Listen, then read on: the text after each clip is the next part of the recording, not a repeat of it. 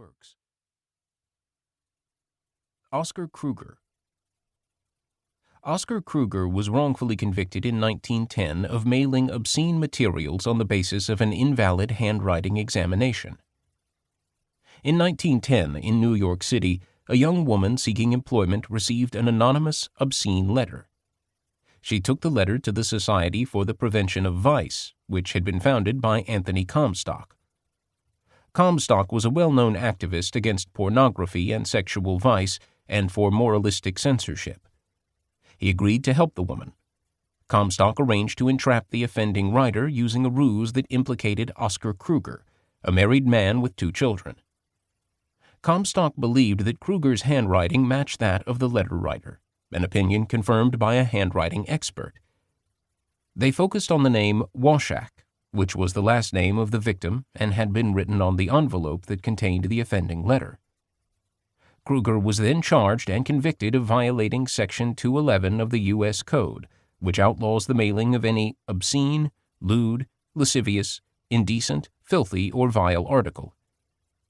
He did not have the funds to hire an independent handwriting expert.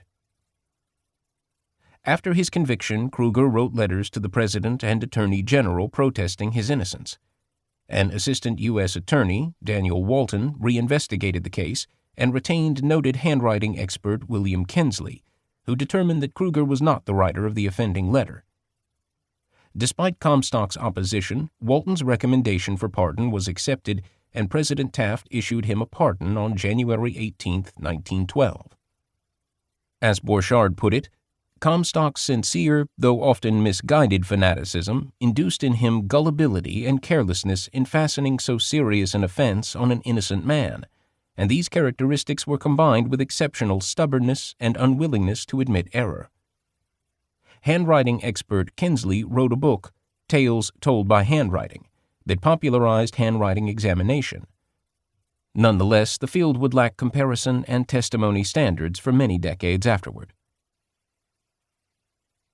Forensic science in the 20th century. Around the same time as the Kruger case, Edmond Locard established the first police crime laboratory in Lyon, France in 1910. Locard developed basic standards for fingerprint identification, including the standard of using 12 points to establish a definite latent print match. In the United States, Calvin Goddard established the FBI laboratory in 1924. Goddard's work in ballistics had been heavily influenced by the experience of wrongful convictions. On Sunday evening, March 21, 1915, between 10 and 11 o'clock, Charles B. Phelps, an aged farmer residing in the town of Shelby, Orleans County, and Miss Margaret Wilcott, his housekeeper, were both murdered by being shot with a revolver containing .22 caliber cartridges and bullets. The case involved Stilo's false confession, prosecutor misconduct, and inadequate defense. Stilo owned a .22 caliber revolver, which was matched to 4 autopsy bullets by self-taught firearms expert Albert Hamilton. Hamilton had awarded himself a phony medical degree and advertised as a criminologist with expertise in chemistry, cause of death, anatomy, and firearms identification. Hamilton did not show his findings to the jury at trial, contending that the work was so technical that only an expert could understand it. At the time, there were no standards for the forensic profession in general or the practice of ballistic identification specifically. Stilo was sentenced to death, Green to 25 years to life in prison. While awaiting his execution at Sing Sing prison, Stilo related his case to prison officials, who conducted their own investigation. Stilo came within 40 minutes of execution when a stay was ordered. Afterwards, alternative suspect Irwin King was identified and eventually confessed to the crime, but Stilo's conviction was not overturned. Governor Whitman took an interest in the case and ordered an investigation by a former district attorney, George Bond.